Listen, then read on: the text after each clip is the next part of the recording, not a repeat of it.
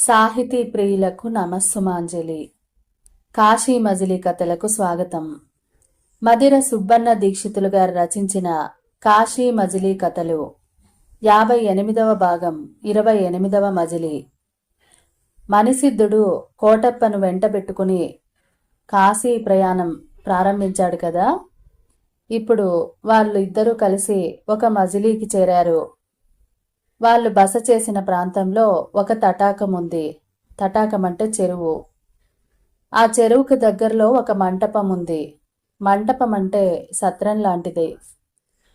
ఆ మంటపంలో 3 శిలా విగ్రహాలు కనిపించాయి.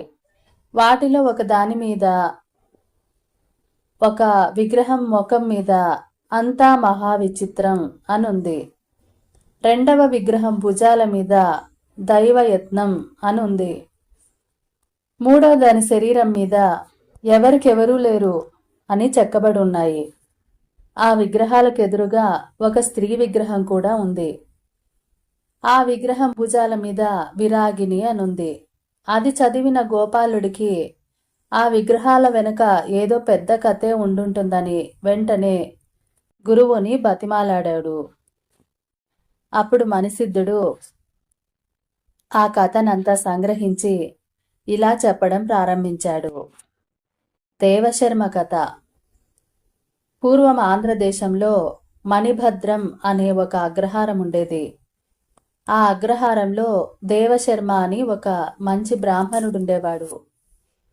అతనికి వయసు అయిపోతున్నా ఎప్పటికీ సంతానమే కలగలేదు. దాంతో విరక్తి చెంది ఎప్పుడూ హరిభజన చేస్తూ ఉండేవాడు. అతని భార్య పేరు మిత్రవింద.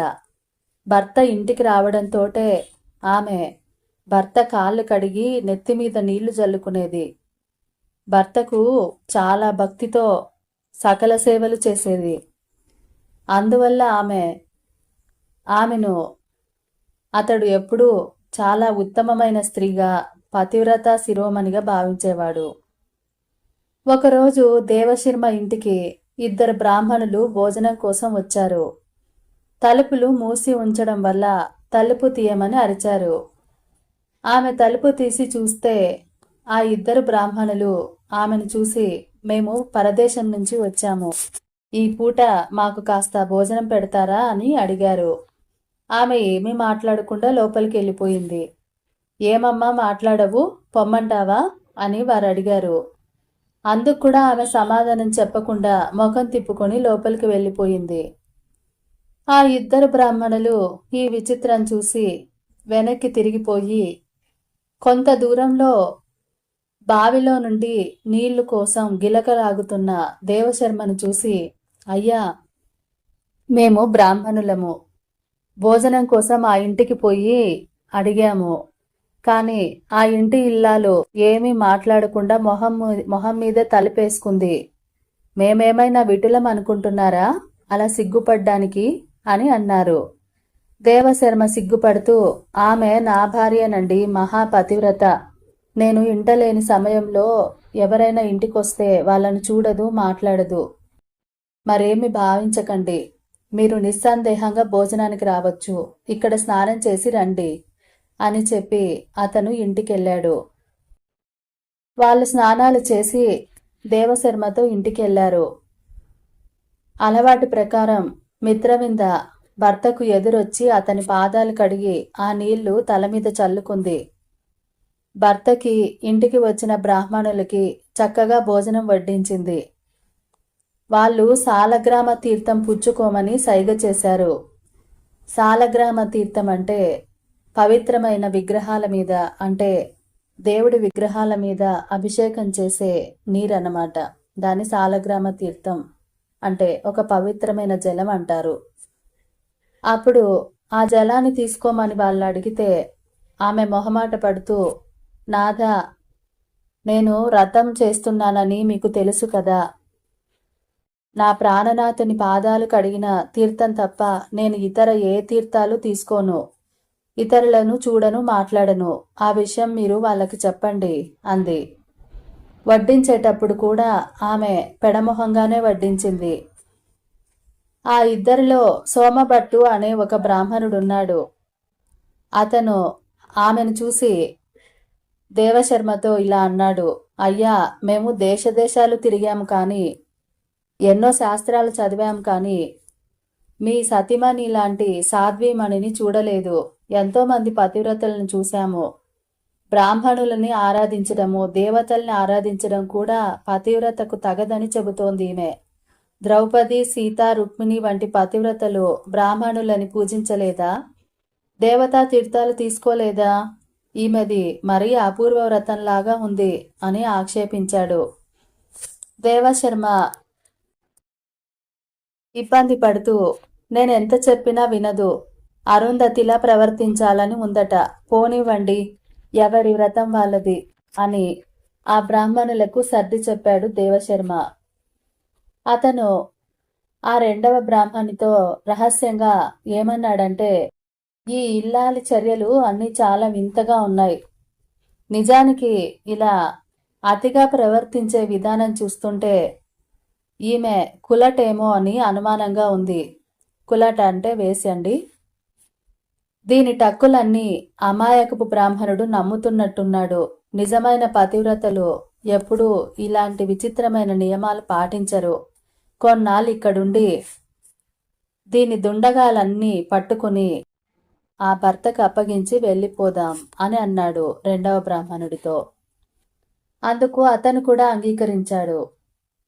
ఆ రోజు నుంచి వాళ్ళు అక్కడ భోజనం చేయకుండా దానికి దగ్గర ప్రదేశంలోనే ఇంకొకరి ఇంట నివసిస్తూ అక్కడక్కడే తిరుగుతూ ఆ ఇంటి గుట్టంతా రహస్యంగా గ్రహించసాగారు. ఒకరోజు జాము పొద్దెక్కాక వాళ్ళు నీళ్లు తోడుతున్న దేవశర్మ దగ్గరికెళ్ళి, జాము పొద్దంటే తెల్లవారుజామున, అయ్యా, మాకు నోరెండిపోతుంది, ఈ నీళ్లు పనికిరాదు, ఇంట్లోకి పోయి కాస్త మజ్జిగ తెచ్చి మా ప్రాణం నిలబెట్టండి అని అడిగారు. దేవశర్మ నవ్వుతూ, ఈ మాత్రం దానికి అంత ప్రాధేయపడాలా, ఉండండి, ఇప్పుడే తీసుకొస్తానని ఇంటికెళ్ళాడు. తలుపులు మూసున్నాయి. పైనుంచి తీయగలిగిన గడియ గల తలుపు ఈజీగా ఉంది కాబట్టి వెంటనే తీసుకుని లోపలికి వెళ్ళాడు. వంటింట్లో ఒక మూల వంట అవుతూనే ఉంది. మరొక మూల ఆశ్చర్యకరంగా మిత్రవింద ఎవరో పెద్ద పాలకాపుతో శృంగారంలో పాల్గొని మునిగి తేలుతూ ఉంది. వాళ్ళ మాటలు మెల్లగా వినబడుతున్నాయి. దేవశర్మ అదిరిపడి వాళ్ళ మాటలు వినసాగాడు. ఆమె అతనితో ఇలా అంటోంది, భయం లేదు, మీ దొర అప్పుడే రాడు, నేను సమయం చెబుతాలే. ఈవేళ ఆ పరదేశీయులెవలు రాకపోవడం వలన మన అదృష్టం. అయినా నిన్నెందుకు రాలేదు అంటూ గోముగా అడిగింది మిత్రవింద. దేవశర్మ కల్లారా ఆ దృశ్యాన్ని చూసి చెవులారా ఆ మాటలు విని, నీ వల్ల ఎందరో బ్రాహ్మణులకు అపవిత్రమైన అన్నం పెట్టానే, పాపం మూటగట్టుకున్నానే, ఛీ, ఇంకా ఈ సంసారం నాకెందుకు అనుకుంటూ ఎంత చిత్రం ఎంత చిత్రం అని గొనుక్కుంటూ ఎక్కడికో వెళ్ళిపోయాడు. ఆ బ్రాహ్మణులు అతన్ని ఆపి, ఏమయ్యా, మజ్జిగ తీసుకొస్తానని లోపలికి వెళ్ళావు కదా అని అడిగారు. దేవశర్మ ఏ మాత్రం జవాబివ్వకుండా ఎంత చిత్రం అనే మాటని రామనామ జపంలా చేస్తూ సాయంకాలానికి వేరొక ఊరికి వెళ్ళిపోయాడు. ఎవ్వరు అతన్ని పలకరించినా ఎంత చిత్రం అనే మాట తప్ప వేరే మాట మాట్లాడటం లేదు. అతనికి పిచ్చెక్కిందని ఆ ఊరి బ్రాహ్మణులు అతన్ని తమ ఇంటికి తీసుకుపోయి భోజనం పెడుతూ ఉండేవాళ్ళు. ఒకరోజు దేవశర్మ గ్రామంలో పడుకోకుండా శ్మశానానికి అవతల ఒక పాడుబడిన దేవాలయం ఉంది. ఆ దేవాలయానికి బయట ఉన్న అరుగు మీద పడుకుని దేవుడిని ధ్యానించుకుంటూ ఉండసాగాడు. కొంతసేపటికి అందంగా ఉన్న ఒక అతను గుడిలోకి వెళ్ళాడు. అతను వెళ్ళిన కాసేపటికి ఒక అందగత్తె దీపం పట్టుకుని ఏవో సామాన్లతో గుడి లోపలికి వెళ్ళి తలుపేసుకుంది. దేవశర్మకు వాళ్ళ మాటలు వినపడసాగాయి. వాళ్ళ మాటల సారాంశం ఏమిటంటే, ఆమె ఒకరోజు అందంగా అలంకరించుకొని వీధి గుమ్మంలో వయ్యారంగా నిలబడి అతన్ని ఆకర్షించిందట. ఆమె కూడా అతని పట్ల ఎంతో ఆకర్షితురాలయ్యిందట. అప్పటి నుంచి ఇద్దరు కలుసుకోవాలని పరితపిస్తూ ఉన్నారు. ఒకరోజు ఆమె విరహవేదన భరించలేక అరటి చెట్టుని కౌగిలించుకొని తాపం తీర్చుకునేందుకు ప్రయత్నించిందట. అప్పుడే ఒక జోగిని ముష్టి కోసం వచ్చి ఆమె బాధను కనుక్కొని ఒక ఉపాయం చెప్పిందట. దాని ప్రకారం ఆమె బాధను నటించసాగింది. భర్త ఎన్ని మందులు ఇప్పించినా అది తగ్గలేదు. ఒకరోజు రాత్రి ఆమె ఏడవడము, వెర్రి కేకలు వేయడం ప్రారంభించింది. అప్పుడు ఆమెకు భూతం పట్టిందని భూత వైద్యులను పిలిపించాడు ఆమె భర్త. ఆమె వాళ్ళని తోసి పొమ్మంది. అప్పుడు ఆమె ప్రియుడే భూత వైద్యుడిగా వేషం వేసుకుని అక్కడికొచ్చాడు. అర్ధరాత్రి చక్కగా అలంకరించుకొని ఒక దీపం నెత్తిన పెట్టుకుని ఒక్కతే ఊరి బయట ఉన్న చండికాదేవి ఆలయానికి పోయి యక్షినికి బలి ఇమ్మని చెప్పాడు. భూతం వదలదనే భయంతో ఆమె భర్త అలాగే చేశాడు. ఆమె మాత్రం గుడికని వచ్చి ఇక్కడ ప్రియుడితో సరస సల్లాపాలలో మునిగి తేలేది. 3 రాత్రులైనా అలా రమ్మని చెప్పాల్సింది అందామె. తెల్లవారబోతుండగా బట్టలు సరిచేసుకుని ఏమీ ఎరగనట్టు ఇంటికి వెళ్ళిపోయింది. ఆమె ప్రియుడు కూడా వెళ్ళిపోయాడు. అతను దేవశర్మ తన భార్య తప్పు పనులు చేస్తుందని భరించలేక ఇంటిని ఊరిని వదిలి ఈ ఊరికి వస్తే ఈ ఊరిలో కూడా ఇలాంటి అవినీతి పనులే కంటపడుతూ ఉండటంతో చాలా బాధపడ్డాడు. చివరికి గుడికి వచ్చినా ఇలాంటి అవినీతి పనులు చూడాల్సి వచ్చిందే. స్త్రీలలో అసలు పతివ్రతలే లేరా? అన్ని పాపకార్యాలు చేసేవాళ్ళు నాకంట పడుతున్నారు అని విచారిస్తూ ఉన్నాడు. అప్పుడే ఒక బ్రాహ్మణుడు సంతర్పణ చేస్తూ అతన్ని భోజనానికి పిలుచుకుని పోయాడు. అక్కడ భూతాలు లేవంటారు. ఈ బ్రాహ్మణ పుత్రికను ఏదో భూతం పట్టింది. ఎన్ని కష్టాలు పెట్టిందనుకున్నారు? ఎన్నడూ తోడు లేకుండా వీధిలోకి వెళ్ళడానికే భయపడే ఆమె అర్ధరాత్రి ఒంటరిగా ఊరి చివరి ఆలయానికి వెళ్ళింది. ఆ భూతము తెల్లవార్లు ఇబ్బందులు పెట్టిందట. ఎంత గుణవంతురాలో! భూతం వదిలిందనే ఈ శాంతి అంటూ వాళ్ళు మాట్లాడుకోవడం విని దేవశర్మ తానేగాక లోకమంతా మోసపోతోందని ఎంత విచిత్రం, ఎంత విచిత్రం అని అనడం మొదలుపెట్టాడు. ఆ ఊరు వదిలి మరో ఊరికి పోయి ఒక పశువుల పాకలో పడుకొని ఉన్నాడు. అక్కడ పడుకుని ఉన్నప్పుడు అక్కడున్న ఇద్దరి మాటల్లో అతనికి ఇంకో విషయం తెలిసింది. తమ దేశంలో కరువు వచ్చి మరో దేశం పోతూ ఒక దంపతులు అరణ్యంలో చెట్టు కింద బస చేశారట.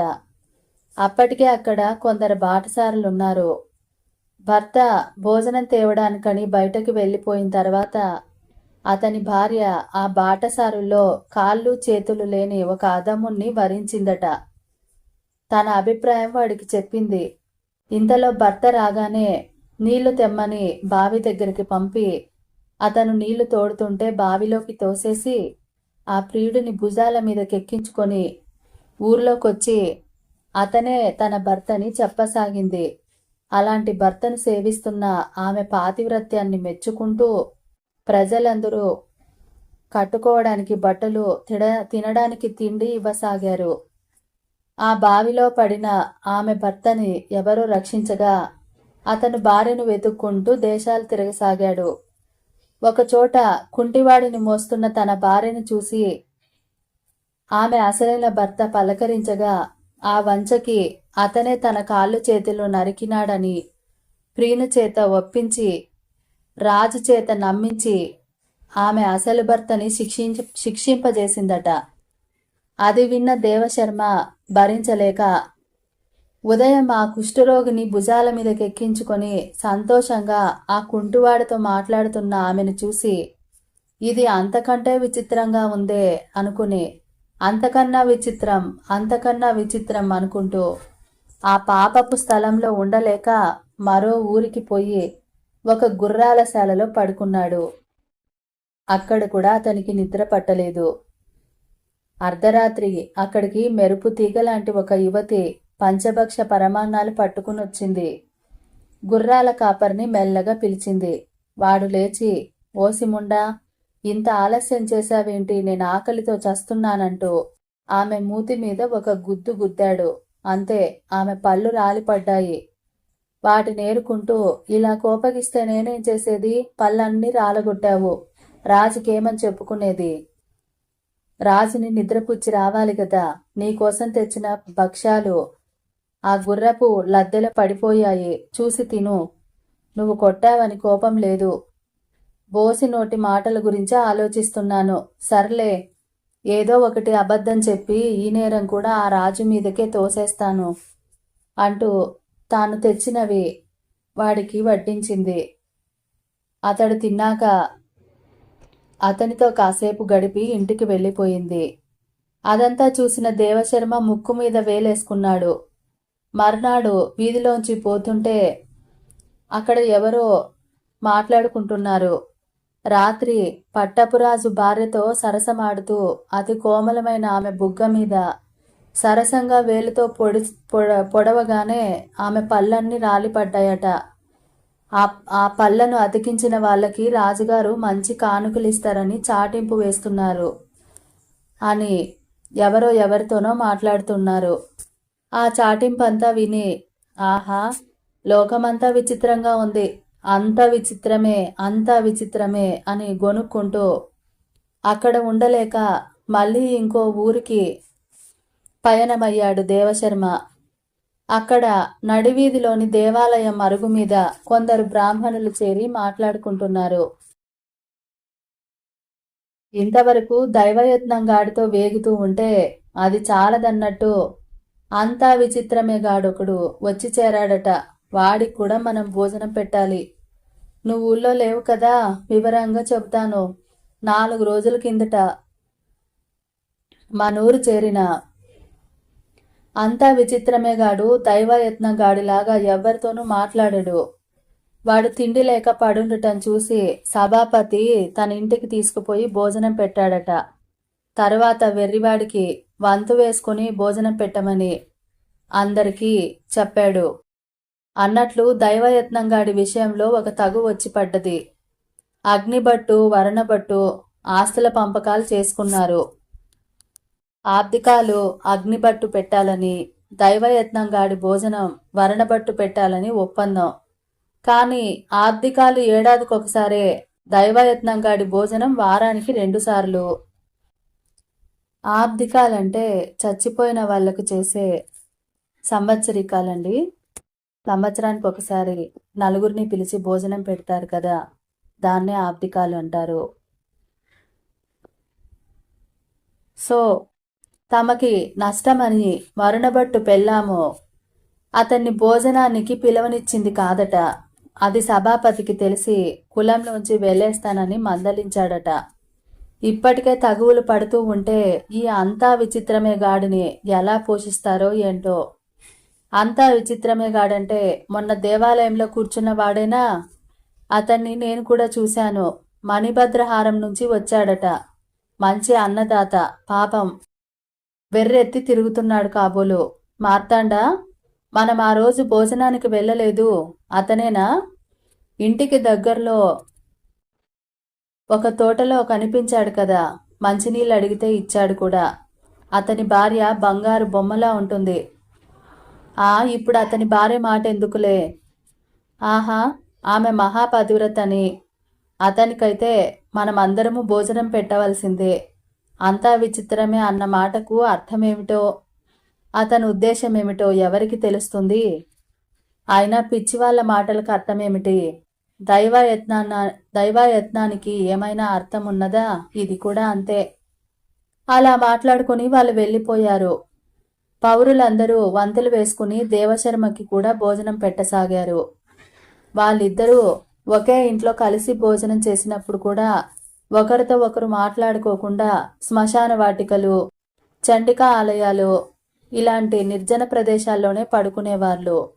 ఏది పెట్టినా తింటారు, ఏం చెప్పినా చేస్తారు. ఒకరోజు దేవాలయంలో రాత్రి పడుకుని ఉంటే మబ్బు పట్టి గాఢాంధకారంగా ఉంది. అంత చీకటిగా ఉందన్నమాట. అక్కడికి ఒక జంట వచ్చి మాట్లాడుకోసాగారు.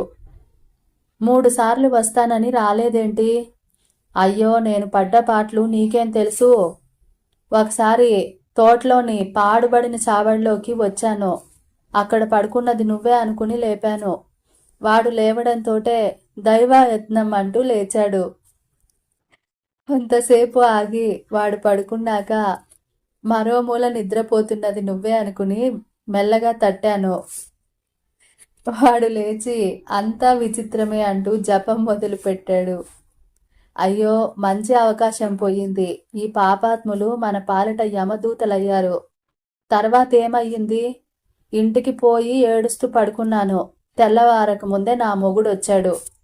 ఆ వేళ ఆ వెర్రి వెధవలకి మా ఇంట్లోనే భోజనం పెట్టారు. మూడోసారి అమ్మవారి గుళ్ళోకి రావడంతోటే అక్కడ ఆ వెధవలే ఉన్నారు. చూడబోతే వీళ్ళకి మన గురించి తెలిసిపోతున్నట్టుంది. వీళ్ళ పని పట్టాలి. అయినా నువ్వు రాలేదేంటి అని అడిగిందామె. రాకేం, నేను కూడా వచ్చాను. కిందే ముందో చూడకుండా గోడ దూకేసరికి అంతా విచిత్రమే గాడికి నా కాలు తగిలి అంతా విచిత్రమే అని గట్టిగా అరిచాడు. ఆ మూల నుంచి దైవయత్నం అంటూ ఇంకోడు కూడా అరిచాడు. దాంతో చుట్టుపక్కల వాళ్ళు వచ్చారు. తప్పించుకొని బయటపడేసరికి తల ప్రాణం తోక్కొచ్చిందనుకో. నీ జాడ ఒక్కసారైనా కనబడలేదు అని అడిగిందామె. ఏం చెప్పేది? నేను బయలుదేరేసరికి ఒకనాడు పిల్లి, రెండో మారు ఒక ఒంటి బ్రాహ్మణుడు, మూడోసారి తుమ్ము, అన్ని అపశకునాలే. వెనక్కి వెళ్ళి మళ్ళీ బయలుదేరేసరికి వాళ్ళు అడ్డం పడి మాట్లాడడము. ఆ నీచులిద్దరి పని రేపు పడతాను అన్నాడతను. నేనే వాళ్ళ పని పట్టాలని మా ఇంట్లో వారం నాడు అన్నంలో విషం కలిపాను. కానీ వాళ్ళు భోజనం చేసేంతలోప ఎక్కడి నుంచో మాయదారి కుక్క వచ్చి ఆ విస్తళ్లలో నోరు పెట్టింది. నా మొగుడు ఆ విస్తళ్లను తీయించేసి వేరే విస్తళ్ళు వేయించాడు. మళ్ళీ కలపడానికి విషం లేకపోయింది. వాళ్ళ సంగతి రేపు చూద్దాం. మాటలతోనే కాలం గడిచిపోతోంది. ఇంతకు అక్కడెవరో ఉన్నట్లున్నారు చూడు అన్నదామె. అయ్యో, ఆముండా కొడుకులే. వీళ్ళుగాక ఈ పెంటలో ఎవరు పడుకుంటారు? వాళ్ళు మన మాటలు విన్నారేమో. వింటే మాత్రం ఆ పిచ్చి వదలు చేసేదేముంది? ఆ మాటలు విన్న దేవశర్మ అంతా మహా విచిత్రం అని దైవాయత్నం అని 3 సార్లు పఠించి ఊరుకున్నాడు. వాళ్ళిద్దరూ జడుసుకుని పారిపోయారు. ఆ ఊర్లో ఉన్న ఇలా అవినీతి సంబంధాలు నడిపే వాళ్ళకి వీళ్ళిద్దరూ పెద్ద కంటకంగా మారారు. ఆ మాటలను నీలాటి రేవులో విన్న ఆ ఇద్దరు ఒకనాడు అర్ధరాత్రి ఎవ్వరికీ తెలియకుండా ఊరు వదిలి అరణ్య మార్గంలో పోయి 4 రోజులయ్యాక సామంతం అనే నగరం చేరారు. మణిసిద్ధుడు కథను ఇక్కడితో ఆపి మిగతా కథను మరుసటి మజిలీలో చెప్తానన్నాడు. మనం కూడా కథని ఇక్కడితో ఆపుదామండి. తరువాయి భాగంలో దేవశర్మ కథ ఎలా ఉందో చూద్దాం. అంతవరకు సెలవు తీసుకుంటూ మీ కల్పన బండారు.